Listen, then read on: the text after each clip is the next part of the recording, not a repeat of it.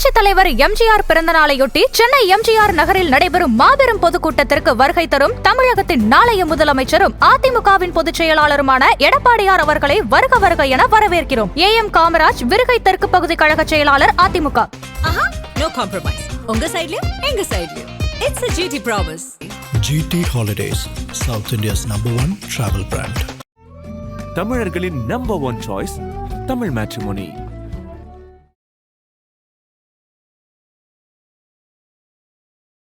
ஆதரணியர்களுக்கு அன்பு வணக்கம். இன்றைய சிறப்பு நேர்காணலில் நம்முடன் இணைந்திருக்கிறார் மூத்த பத்திரிகையாளர் துக்ளக் ரமேஷ் அவர்கள். சார் வணக்கம். வணக்கம் சார், தமிழக அரசியல் களத்தில் இந்த தேர்தலை ஒட்டிய நகர்வுகள் வேகம் எடுக்க தொடங்கி இருக்கின்றன.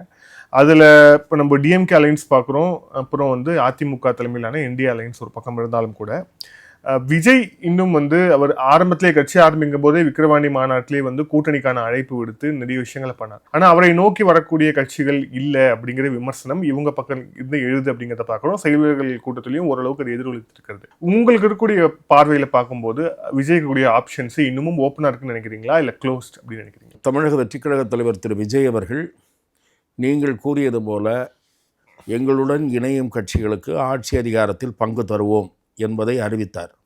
அது ஒரு முக்கியமான தூண்டிலாக அல்லது ஒரு முக்கியமான அரசியல் உத்தியாகத்தான் அவரால் பயன்படுத்தப்பட்டது. திராவிட முன்னேற்றக் கழகம், பாரதிய ஜனதா இரண்டு கட்சிகளும் தன்னுடைய எதிரியாக பிரகடனப்படுத்தினார். அதன் காரணமாக ஒருவேளை அதிமுகவோடு அவர் சேருவதற்கான வாய்ப்பு இருப்பதாக அதிமுக ஆரம்பத்தில் நினைத்தது. பாரதிய ஜனதாவிடம் போய் சேர்வதற்கு முன் அதிமுக மறைமுகமாக அந்த ஆப்ஷனை எக்ஸ்ப்ளோர் செய்து பார்த்தது. ஆனால் திரு விஜய் அவர்கள் அவர் தலைமையில்தான் கூட்டணி அல்லது ஆட்சி என்பதில் தொடக்க நிலையிலேயே உறுதியாக இருந்தார்கள். அவர்கள் அதிமுக அதிகாரபூர்வமற்ற பேச்சுக்களை நடத்தி முயற்சித்து பலனளிக்கவில்லை என்பதை என்னால் உறுதியாக கூற முடியும். அதன் காரணமாகத்தான் அதிமுக விஜயை பற்றி விமர்சிக்காமல் இருந்தது. திரு விஜய் அவர்களும் திமுகவையும் பாரதிய ஜனதாவையும் விமர்சித்த நிலையில் அதிமுக குறித்த விமர்சனத்தை தவிர்த்து வந்தார்.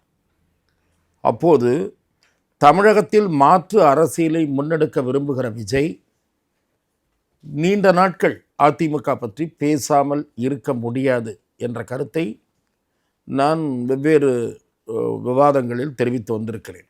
ஆகவே கடைசியாக நடந்த கூட்டத்தில் அவர் அதிமுகவை ஊழல் கட்சி அல்லது அடிமை கட்சி என்று கூறியதில் எனக்கு வியப்பு ஏற்படவில்லை. ஏனென்றால் ஒரு கட்சியை, இரண்டு கழகங்களில் ஒரு கட்சியை முத்திரை குத்திவிட்டு இன்னொரு கட்சியை விமர்சிக்காமல் இருந்தால் இவருடைய அரசியலை கூட எதிர்பார்த்த பலனை அளிக்காமல் அந்த பலன் அதிமுகவுக்கு போய்விடக்கூடிய ஒரு சூழல் உருவாகிவிடும் என்பதை விஜய் உணர்ந்திருக்கிறார், காலதாமதமாக உணர்ந்திருக்கிறார். ஆகவே இரண்டு பேரையும் அவர் அட்டாக் செய்து கடைசியாக இந்த மாமல்லபுரத்தில் நடந்த கட்சி நிர்வாகிகள் கூட்டத்தில் அவர் பேசியதை நாம் பார்த்தோம். நீங்கள் கூட்டணிக்கான வாய்ப்பு குறித்து கேட்டீர்கள். அவர் பெரிதும் நம்பி இருந்தது அல்லது இன்னமும் நம்பி இருப்பது காங்கிரஸ் கட்சியைத்தான். நீங்கள் முடிவெடுக்காமல் இருக்கக்கூடிய கட்சிகளாக இன்றைக்கு டாக்டர் ராமதாஸ் தலைமையிலான பாமக, திருமதி பிரேமலதா தலைமையிலான தேமுதிக, டாக்டர் கிருஷ்ணசாமி தலைமையிலான புதிய தமிழகம், இந்த மூன்று கட்சிகள் இன்னும் முடிவெடுக்காமல் இருக்கக்கூடிய கட்சிகளாக இருக்கின்றன. இதர கட்சிகள் ஆல்மோஸ்ட் செட்டில் ஆகிவிட்டன, இங்கே இல்லது அங்கே என்று. சமீப காலம் வரை முடிவெடுக்காமல் இருந்தவர் அம்மா மக்கள் முன்னேற்றக் கழகத்தினுடைய தலைவர் திரு டிடிவி தினகரன். அவரும் விஜய் பக்கம் வருவதற்கான வாய்ப்பு இருப்பதாக கருதப்பட்டது. இப்போது அதிமுக ஒன்றிணைய வேண்டும் என்று இன்னமும் நம்பிக்கொண்டிருக்கிற, அதற்காக குரல் கொடுத்து கொண்டிருக்கிற திரு ஓ பன்னீர்செல்வம், அவருடைய அணி என்பது கரைந்து விட்டது. அதுதான் யதார்த்த நிலை. திரு ஓ பன்னீர்செல்வம் என்கிற அவருடைய இமேஜ் மட்டும்தான் அவருக்கு இருக்கிறது.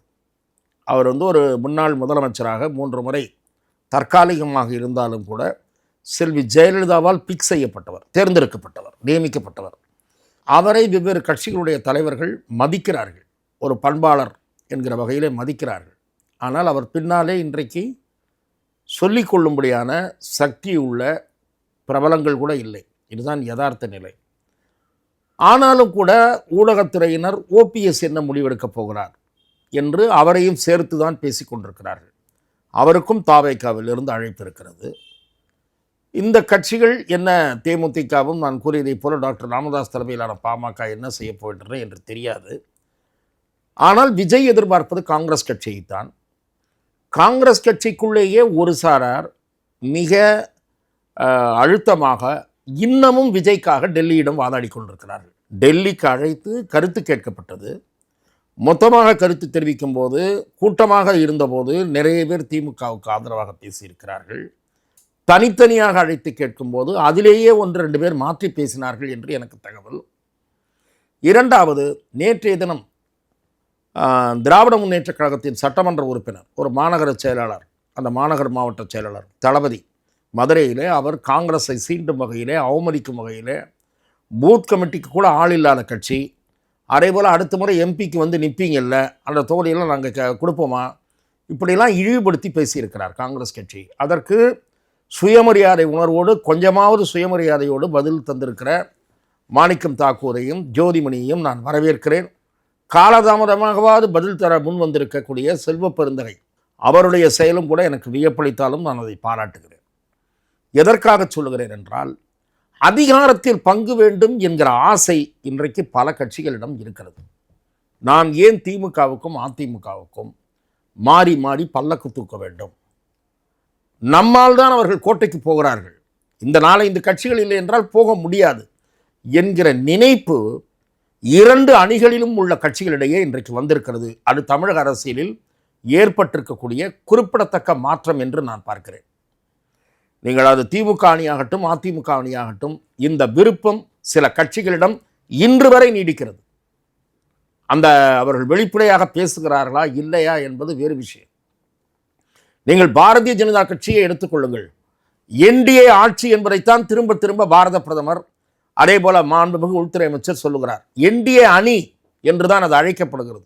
அதாவது கமலஹாசன் படத்திலே ஒரு வசனம் வரும், 16 வயது நிலை, என்னை யார் சுப்பிரமணி என்று கூப்பிடுகிறார்கள், எல்லாரும் சப்பானின்னு தானே கூப்பிடுறான்னு. அந்த மாதிரி திரு எடப்பாடி பழனிசாமி விரும்புகிறார் அது அதிமுக தலைமையிலான கூட்டணி என்று அவரது கட்சிக்காரர்கள் சொல்லுகிறார்கள். ஆனால் பாரதிய ஜனதா கட்சியைச் சேர்ந்தவர்கள் திரு நயினார் நாகேந்திரனை தவிர மற்றவர்கள் எல்லாம் அது என்டிஏ கூட்டணி, என்டிஏ சர்க்கார் என்று தான் சொல்லுகிறார்கள். 2026 அமைவது என்டிஏ சர்க்கார். நயினார் நாகேந்திரன் சொல்றதுன்னு முக்கியம், அவர் தானே மாநில தலைவர். நயினார் நாகேந்திரன் எப்படி முக்கியமானவர் ஆவார்? மத்திய உள்துறை அமைச்சரை விட அவர் முக்கியமானவரா? மத்திய உள்துறை அமைச்சர் 2 முறை பேட்டி அளித்திருக்கிறார். தமிழ்நாட்டில் 2026 என்டிஏ ஆட்சி அமையும் என்று 2 முறை. என்டிஏ ஆட்சி என்றால் என்ன சொல்லுகிறீர்கள்? பாரதிய ஜனதா அந்த அமைச்சரவையில் இடம்பெறும் என்று கூறுகிறீர்களா என்பது அடுத்த கேள்வி. எஸ் என்று அவர் பதிலளித்திருக்கிறார். இது ஆங்கில பத்திரிகையிலே பிரசுரமாகி இருக்கிறது. நீங்கள் அதை பார்த்திருப்பீர்கள் என்று நான் நம்புகிறேன். அவரை விட நயினார் நாகேந்திரன் பெரிய தலைவரா என்பது எனக்கு தெரியவில்லை. ஆகவே பாரதிய ஜனதாவின் மேலிட விருப்பமும் இங்கே கூட்டணி ஆட்சி என்பதுதான். அது நடைபெறுமா, தேர்தல் முடிவுகள் எப்படி அமையப் போகின்றன என்பதை பொறுத்துதான் அவர்கள் விருப்பம் நிறைவேறுவதும் நிறைவேறாததும், அதிமுக ஏற்பதும் ஏற்காததும் எல்லாமே தேர்தல் முடிவை பொறுத்து தான் இருக்கிறது. அது ஒரு பக்கம் இருக்கட்டும். நீங்கள் விஜய் பக்கம் யார் இருக்கிறார்கள் என்று கேட்டால், அவர் காங்கிரஸை எதிர்பார்க்கிறார். காங்கிரஸுக்கு இன்றைக்கு விஜய் அவர்களுடைய தந்தை திரு எஸ்.ஏ. சந்திரசேகர் அழைப்பு விடுத்திருக்கிறார். அவர் நேரடியாக தாவேகாவுடன் தொடர்புடையவர் அல்ல. ஆனால் விஜய்க்கு அரசியல் அபிலாஷையை ஏற்படுத்தியவர் திரு சந்திரசேகர் என்பதை நாம் மறந்துவிடக்கூடாது. விஜயுடைய திரையுலக வளர்ச்சியில் குறிப்பிடத்தக்க பங்கு வகித்தவர் திரு எஸ்.ஏ. அவர்கள்.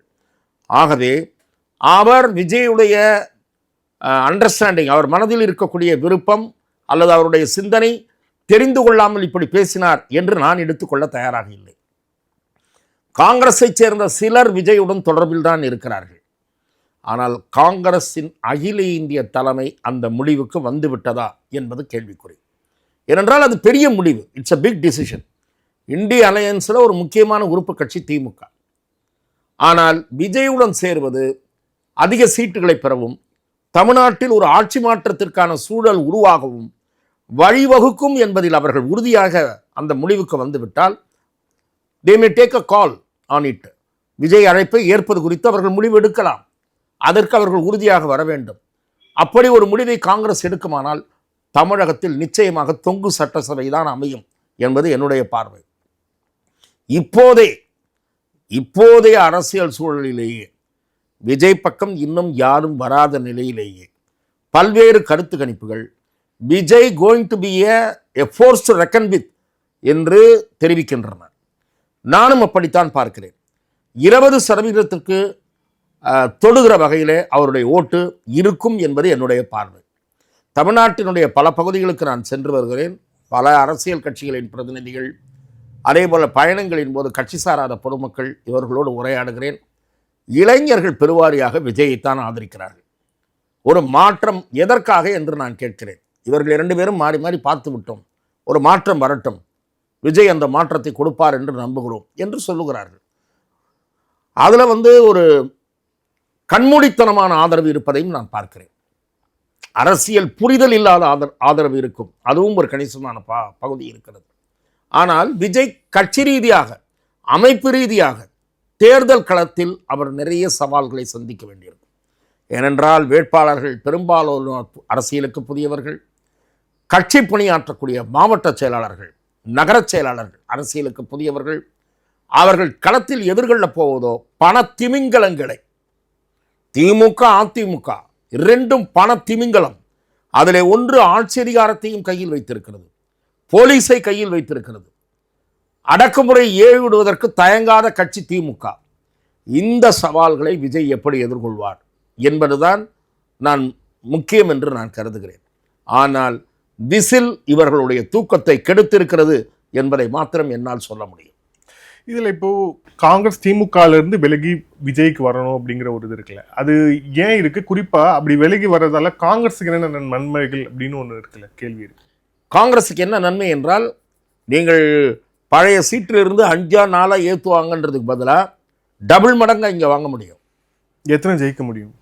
ஜெயிக்க முடியும்ன்றது நீங்கள் அந்த அணி சேர்க்கைக்கு என்ன ஆதரவு கிடைக்கிறது என்பதை பொறுத்து. அது இல்லை, 1-2 கட்சிகள் திடீர்னு இந்த பக்கம் ஜம்ப் ஆகவும் வாய்ப்பு இருக்கு.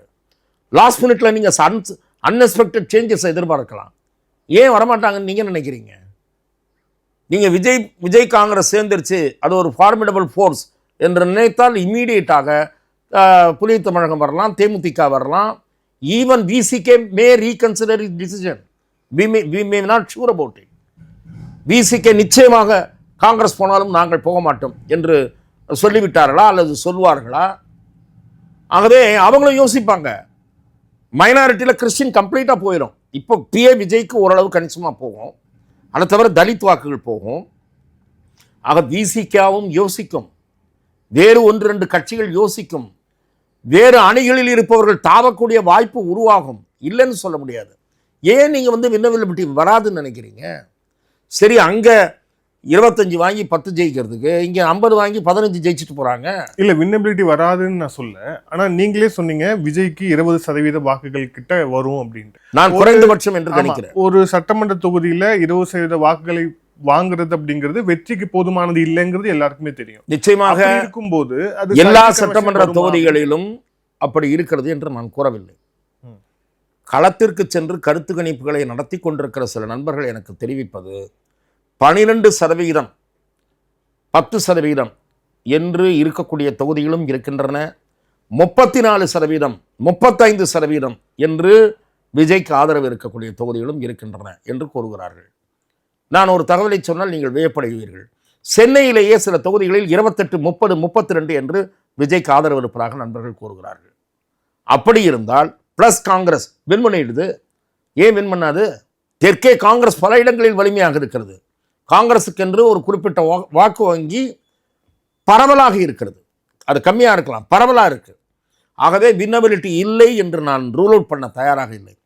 காங்கிரஸ் அந்த டிசிஷனை எடுக்குமா என்பதுதான் கேள்விக்குறியே தவிர வின்னபிலிட்டியை பற்றி I don't have any doubts.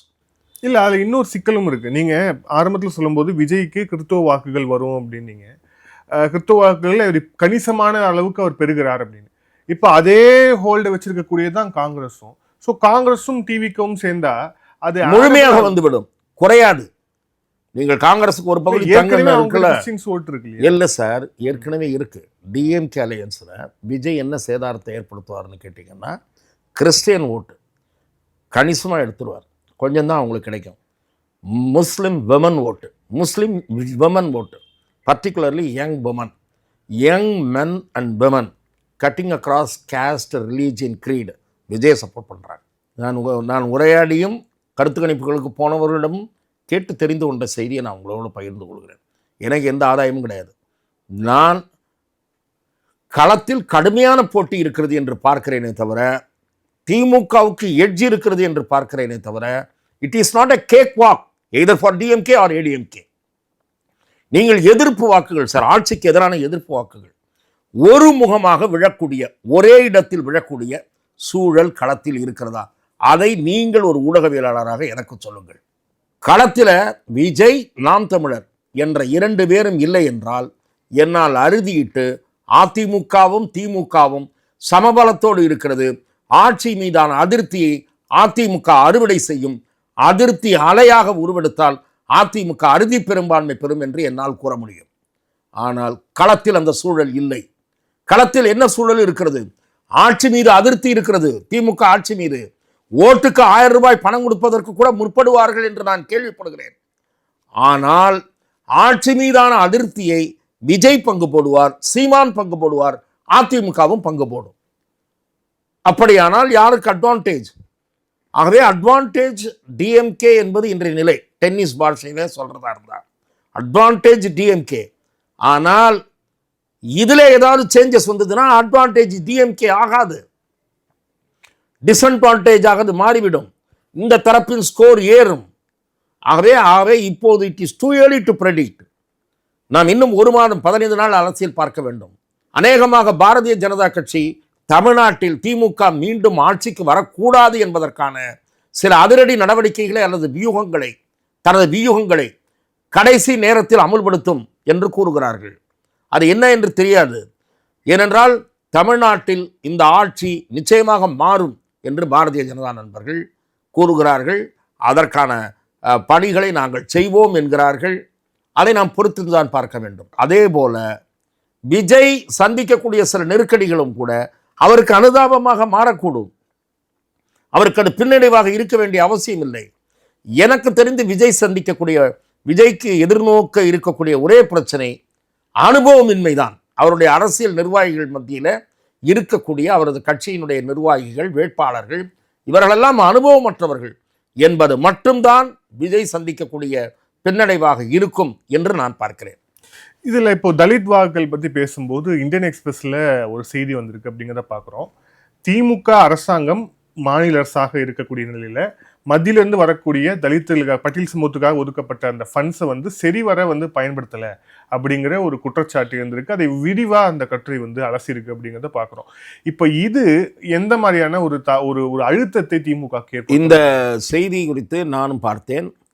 கிட்டத்தட்ட 4.5 கோடிக்கு மேலே அந்த ஃபண்டு டைவர்ட் பண்ணப்பட்டிருக்கிறது அல்லது அன்யூஸ்டாக திருப்பி அனுப்பப்பட்டிருக்கிறது. இது மிகவும் பின்தங்கிய பகுதிகள், அந்த மாவட்டங்களில் இது நேர்ந்திருக்கிறது. இந்த அவலம் என்பது நேர்ந்திருக்கிறது. முன்பே கூட வெவ்வேறு சமயங்களில், வெவ்வேறு ஆட்சி காலங்களில், திமுக மற்றும் அதிமுக ஆட்சி காலங்களில் பட்டியல் சமூகத்தினருக்கான நிதி அதற்கான செலவிடப்படாமல் திருப்பி விடப்பட்ட குற்றச்சாட்டு சிஏஜி அறிக்கைகள் மூலம் வெளிப்பட்டிருக்கிறது. ஆனால் இந்த செய்தி என்பது மத்திய அரசாங்கத்தினுடைய நிதி, அதை மாநில அரசாங்கம் உரிய வகையில் பயன்படுத்தி கொள்ளவில்லை, கிட்டத்தட்ட 4.5 கோடிக்கு மேலே என்பது இது ஒரு பெரிய அந்த சமூக மக்களுக்கு இழைக்கப்பட்டிருக்கக்கூடிய அநீதி, பட்டியலின மக்களுக்கு இழைக்கப்பட்டிருக்கக்கூடிய அநீதி. இது பற்றி திருமாவளவன் வன்மையாக கண்டிக்க வேண்டும், பேச வேண்டும். இதர கட்சிகளும் பேச வேண்டும். அவருக்கு மட்டும் அல்ல, அதிமுக இதை கொண்டு போய் மக்களிடம் சேர்க்க வேண்டும். அதிமுகவும் பாஜகவும் இதை மக்களிடம் கொண்டு போய் சேர்க்க வேண்டும். பட்டியல் சமூக மக்களிடம் இதை ஆதாரத்தோடு இதை காட்ட வேண்டும். பிட் நோட்டீஸாக விநியோகிக்க வேண்டும். ஏனென்றால் இவர்கள் பேசுவதெல்லாம் அப்படியே நீலி கண்ணீர் வெடிப்பது. பேசுவதெல்லாம் என்ன சொல்றது, அப்படியே தலித் மக்களுக்காகவே தாங்கள் அவதாரம் எடுத்ததை போல பேசுவது. ஆனால் அவர்களுக்கான வளர்ச்சிக்கான அந்த மக்களுக்கான பணத்தை செலவு செய்யாமல் இப்படி ஒரு அலட்சியத்தோடு ஒரு அரசாங்கம் இயங்குகிறது என்பது பெரிய கண்டனத்துக்குரிய, கவலைக்குரிய போக்கு என்றுதான் நான் இதை பார்க்கிறேன். இது நிச்சயமாக தேர்தலில் முன்னெடுத்து செல்லப்பட வேண்டும். அதை அதிமுகவும் செய்ய வேண்டும். நாம் தமிழர் நிச்சயமாக சீமான் செய்வார். இப்படி திமுகவுக்கு எதிர்நிலையிலே அரசியல் நடத்துபவர்கள் இதை ஒரு முக்கியமான பிரச்சனையாக கொண்டு செல்ல வேண்டும் என்பது என்னுடைய பார்வை. இதை கூட விஜய் எடுத்து பேசியிருக்கலாம் இல்லையா? பட் ஆனா நிறைய விஷயங்கள்ல ஒரு மௌனம் காக்கிறார் அப்படிங்க. குறிப்பா வட மாவட்டங்களையும் சரி, இப்ப இந்த செய்தியில் வரக்கூடிய மாவட்டம் தேனி, திருநெல்வேலி, தென்காசி 3 மாவட்டங்கள் இருக்கக்கூடிய ஃபண்டை யூஸ் பண்ணல அப்படின்ட்டு. தலித் மக்கள்ல பெரும்பாலானவர்கள் அவங்க ஆம்பிஷியஸா விஜயை பாக்குறாங்க அப்படிங்கிற போது இந்த இஷ்யூஸை கூட விஜய் ஹைலைட் பண்ணி பேசணும் இல்லையா? நீங்கள் இந்த இஷ்யூ மட்டும் இல்லை, வெவ்வேறு பிரச்சனைகளில் அவ்வப்போது அவர் அறிக்கை வெளியிட வேண்டும் அல்லது செய்தியாளர் சந்திப்பை அவருடைய கட்சியினுடைய தலைவர்களாவது நடத்த வேண்டும் என்பதை நான் கூறி வருகிறேன். அதாவது ஒரு கட்சி என்பது அந்த கட்சியினுடைய தலைவர் அவர்தான் அந்த கட்சியினுடைய முகவரி எல்லாம், அதை நான் ஒத்துக்கொள்கிறேன். ஆனால் there are other leaders who are capable of expressing their views. Arunraj இருக்கிறார், ஆதவ அர்ஜுனா இருக்கிறார், செங்கோட்டையன் இருக்கிறார், நிர்மல்குமார் இருக்கிறார். அவங்க ஏன் மீடியாவை மீட் பண்ண மாட்டேன்றாங்க? குறைந்தபட்சம் வாரமுறை செய்தியாளர் சந்திப்பு கூட நீங்கள் ஓராண்டு 1.5 ஆண்டு கடத்தி இருக்கிறீர்கள். எந்த செய்தியாளர் சந்திப்பும் கிடையாது. விஜய் ட்விட்டர் பக்கத்தில் போடுவார், இல்லைன்னா அறிக்கை வெளியிடுவார். இப்படிதான் அரசியல் என்பது. இது அரசியல் அல்ல என்பதை விஜய் உணர வேண்டும். கள அரசியல் வேறு. கள அரசியலில் நீங்கள் தீவிரமாக இயங்க வேண்டும். தமிழக அரசியலில் ஒரு கவனிக்கத்தக்க சக்தியாக திரு அண்ணாமலை உருவெடுத்ததற்கு காரணம் எல்லா மக்கள் பிரச்சனைகள் மீதும் அவருக்கு ஒரு ஆழமான கருத்து இருந்தது. அதை தொடர்ச்சியாக வெளிப்படுத்தி வந்தார். திராவிட முன்னேற்றக் கழக அரசை தோலுரித்ததில் அவருக்கு ஒரு முக்கியமான பங்கு இருந்தது. ஆகவே இன்றைக்கு அண்ணாமலை என்பவர் தமிழக அரசியலில் ஒரு தவிர்க்க முடியாத நபராகிவிட்டார். விஜய் பொது தளத்தில் நீங்கள் உங்களுக்கு இருக்கக்கூடிய இளைஞர் செல்வாக்கு காரணமாக நீங்கள் இன்றைக்கு அரசியல் ஒரு சக்தியாக உருவெடுத்திருக்கிறீர்கள். ஆனால் உங்களுடைய ஆழமான அரசியல் புரிதல் என்பது தொடர்ந்து எல்லா பிரச்சனைகளின் மீதும் கருத்து தெரிவிப்பதன் மூலம்தான் நீங்கள் வெளிப்படுத்த முடியும். ஆகவே இது எவ்வளவு பெரிய சீரியஸான இஷ்யூ. அதே போல தமிழ்நாட்டு மக்களை பாதிக்கக்கூடிய போதை கலாச்சாரம் என்பது எவ்வளவு பெரிய சீரியஸான இஷ்யூ. லாலெஸ்னஸ், மணல் கடத்தல், இது எவ்வளவு பெரிய இஷ்யூ. சாராயம் எவ்வளவு தூரம் சீரழித்து கொண்டிருக்கிறது. இதிலெல்லாம் இவர் என்ன செய்ய போகிறார், என்ன மாற்றத்தை தரப்போகிறார், இதையெல்லாம் அவர் பேச வேண்டும். நான் என்ன சொல்லுகிறேன், நீங்கள் தேர்தல் நெருங்கி கொண்டிருக்கிறது. 1.5 ஆண்டுகள் 2 ஆண்டுகள் ஆன நிலையிலும் இன்னும் ஒரு மீடியா சந்திப்பை நீங்கள் நடத்தவில்லை என்றால் உங்களை பற்றி என்ன புரிதல் இருக்கும்? புரிதல் நமக்கு கிடைக்கும். ஆகவே திரு விஜய் அவர்கள் தன்னை இன்னும் அதிகம் வெளிப்படுத்தி கொள்ள வேண்டும். அவருடைய கட்சி பொதுத்தளத்தில் தீவிரமாக இயங்க வேண்டும். முதலில் அதற்கு பனையூரிலிருந்து கட்சி ஆஃபீஸை கொண்டு வந்து சிட்டிக்குள்ள வைக்க வேண்டும். நீங்கள் தேர்தல் நேரத்தில் ஒரு கட்சி ஆஃபீஸ்னால் எப்படி சார் இருக்கும்? ஜேன்னு இருக்கும். நானும் ஒரு 40 வருஷத்துக்கு மேலே ஜேர்னலிஸ்டாக இருக்கேன். வெவ்வேறு தேர்தல் சமயங்களில் கட்சி அலுவலகங்களில் போய் செய்தி தயாரித்திருக்கிறேன், தலைவர்களின் பேட்டி எடுத்திருக்கிறேன். போய் பாருங்கள், திமுக ஆஃபீஸை பாருங்கள், காங்கிரஸ் ஆஃபீஸை பாருங்கள். காங்கிரஸ் ஆஃபீஸில் இன்னும் கூட்டணி முடிவாகல, எவ்வளோ சீட்டுன்னு தெரியல, முட்டி மோதுறாங்க, வராங்க, ஆட்கள் வருது. ஏடிஎம்கே ஆஃபீஸ் கேட்கவே வேணாம். இந்த பக்கமும் போக முடியாது, அந்த பக்கமும் போக முடியாது. டிராஃபிக் ஜாம் ஆகுது, அவ்வளோ பேர் வர்றாங்க. ஒரு பரபரப்பாக இயங்குகிற அலுவலகமாக அது மாறிவிட்டது. பாரதிய ஜனதா கட்சி அலுவலகம் பக்கத்திலே தான் இருக்கிறது. எவ்வளவு கூட்டம் தலைவர்கள் ஊரில் இருக்கிற நாட்களில் நீங்கள் கட்சி ஆஃபீஸை கொண்டு போய் பனையரில் வச்சுட்டு யார் வராமல் போகிறான்னே தெரியலையே. ஆகவே கட்சி இயங்குகிறது என்பதை முதலில் காட்ட வேண்டும். எல்லா பிரச்சனைகளிலும் கருத்து தெரிவிக்க வேண்டும். விஜயால் முடியாவிட்டால் ஆடவர்ஜுனாவோ, இவர் இருக்கார், அவர் ஜான் ஆரோக்கியசாமியும், அதாவது வீகோ வகுப்பாளர், இன்னொருத்தர் இருக்கார் நம்ம அருண்ராஜ், நிர்மல்குமார், இப்படிப்பட்டவர்களையாவது, செங்கோட்டையன் போன்றவர்களையாவது சந்திப்பதற்கு அனுமதித்து அவர்கள் மீடியாவை சந்திக்க வேண்டும். நீங்களே ஆரம்பத்தில் நம்ம பேசின மாதிரி தேமுதிக ராமதாஸுடைய முடிவு என்ன அப்படிங்கிறது இப்போ வரைக்கும் தெரியாத ஒரு சுச்சுவேஷனாக இருக்குது. ஆனால் உங்களுடைய அனுபவத்திலேருந்து பார்க்கும்போது அவர்கள் எங்கு செல்வதற்கான வாய்ப்பு ஜாஸ்தி இருக்குன்னு நீங்கள் நினைக்கிறீங்க?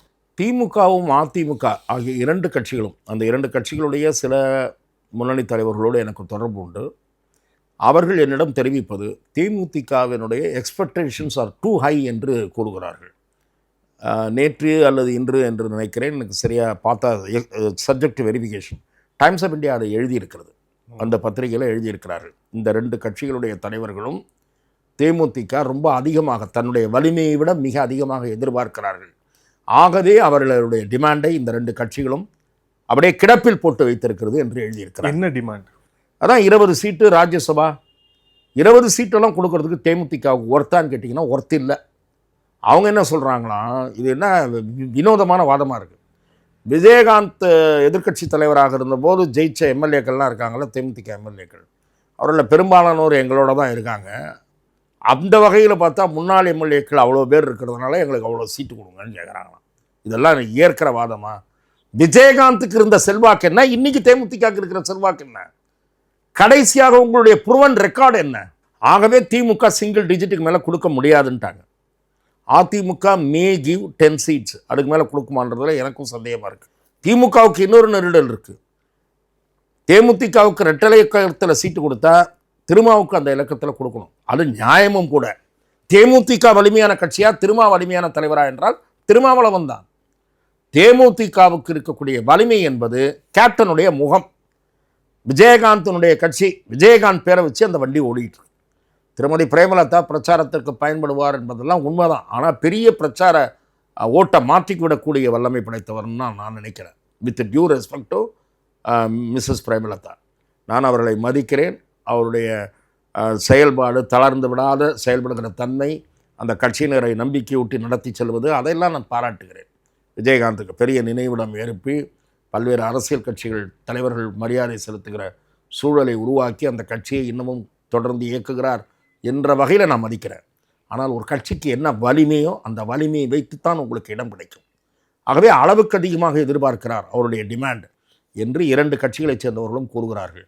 தேமுதிக இறங்கி வந்தால்தான் இந்த 2ல் ஒன்றை இடம் பிடிக்க முடியும். இல்லாவிட்டால் அவர்களும் வேறு ஆப்ஷனை எக்ஸ்ப்ளோர் செய்ய வேண்டியதுதான். அவர்களுடைய கட்சிக்குள்ளும் விஜய் பக்கம் போகலாம் என்கிற பார்வை இருப்பதாகவும் நான் கேள்விப்படுகிறேன். ஆனால் திமுகவோ அதிமுகவோ தேர்தல் செலவுகளை பார்த்து கொள்ளும் என்பதெல்லாம் இதெல்லாம் இப்போதெல்லாம் பேசுகிறார்கள். சீட்டை கம்மியாக வாங்கிக்கிங்க, உங்கள் எக்ஸ்பெண்டிச்சர் நாங்கள் பார்த்துக்கிறோம் அப்படின்லாம் பேசுகிறாங்க. நான் இவர்களை மட்டும் சொல்லலை, சில கட்சிகளிடம் இத்தகைய பேச்சுக்கள் நடத்தப்பட்டு தான் கூட்டணிக்குள்ளேயே கொண்டு வரப்படுகின்றன. நான் சொல்வது 2 முகாம்களிலும், திமுக முகாமாகட்டும் அதிமுக முகாம். ஆகவே இது அவர்கள் இறங்கி வந்தால்தான் இந்த அணியில் ஏதாவது ஒன்றில் இடம் பிடிப்பார். டாக்டர் ராமதாஸை பொறுத்தவரை தேசிய ஜனநாயக கூட்டணியில் அவர் இடம்பெறுவதற்கான வாய்ப்புகள் சுருங்கிவிட்டன என்று எனக்கு தோன்றுகிறது. அதிமுக டாக்டர் அன்புமணியோடு பேசி ஃபைனலைஸ் பண்ணி அவருக்கு ஒரு நம்பர் ஃபிக்ஸ் பண்ணிடுச்சு. அந்த நம்பரை சற்று உயர்த்தி 2 பேரும் ஷேர் பண்ணிங்க என்பது என்டிஏவுடைய ஐடியாவாக இருக்கிறது என்று நான் கேள்விப்படுகிறேன். BJP wanted to bring senior doctor Ramadoss also inside the camp. ஆனால் அதுக்கான வாய்ப்பு எப்படி இருக்குது? கௌரவ பிரச்சனை, ஈகோ இடம் கொடுக்காது. இவர் 4-5 சீட்டு வாங்கிக்கிங்கன்றார். முதல்ல அவர் ஒத்துக்கணும் அன்புமணி இவரை கூட்டணி உள்ள வர்றதுக்கு. ஏன்னா அன்புமணியை மிக கடுமையாக விமர்சித்த ஒரு 3-4 பேருக்கு அவர் சீட்டு கொடுக்கணும். அருள்லேருந்து மணியிலேருந்து இவங்கெல்லாம் அன்புமணி அப்பாவுக்கு துரோகம் பண்ணவர்னு பொது மேடையில் விமர்சனம் பண்ணியிருக்காங்க. காந்திமதியிலேருந்து எப்படிப்பா நீ மந்திரியான, எப்படிப்பா நீ எம்பியான, அப்பா இல்லாமல் ஆயிட்டியா அப்படின்லாம் பர்சனல் அட்டாக் பண்ணியிருக்காங்க. அவங்களுக்கெல்லாம் சீட்டு கொடுக்கணும். டாக்டர் ராமதாஸ் கிட்டே இருக்கிற 4-5 கேண்டிடேட்டில் முக்கியமானவங்க அவங்க தான். அந்த 4 பேர் தான், 3-4 பேர் தான். ஆகவே என்டிஏவில் அவர் இணைவதற்கான வாய்ப்புகள் சுருங்கிவிட்டன. திமுகவிலே அவரை இணைத்துக் கொள்வதற்கு திருமாவை கன்வின்ஸ் செய்ய வேண்டும். அதற்கான முயற்சிகள் நடைபெறுவதாகவும் ஒரு பேச்சு உள்ளது. இல்லை என்றால் அவருக்கும் ஆப்ஷன் விஜய் தான். நன்றி சார், பல்வேறு கேள்வி. Thank you sir, thank you so much. வாய்ப்புக்கு நன்றி.